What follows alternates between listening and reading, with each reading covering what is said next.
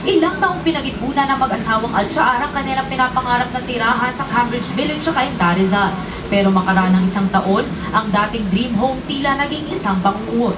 Matapos kasi makapagbayad ng 1.8 million pesos, hindi binigay ng developer ng Cambridge na Empire East Land Holdings ang transfer certificate of title tulad ng napagkasunduan.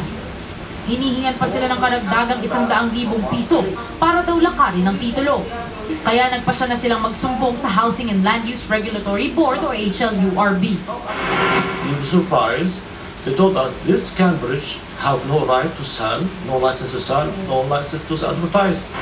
Ayon sa HLURB, taong 2002 pa walang certificate of registration at license to sell ang developer na Empire East. Kabilang din sa mga naloko ang tumatayong abogado ng mga residente na si Atty. Emil Nolasco. They do not want to retrofit or they not want to adequately provide all the necessary amenities. They have to return back our money and we will leave this place. Ayon naman sa US retired firefighter na si Tim Gallagher, hindi raw protektado sa sunog ang kanilang gusali. That on my smoke detector, there's 2 wires just laying up there, not connected. And you can see straight across the hall to my neighbor's unit.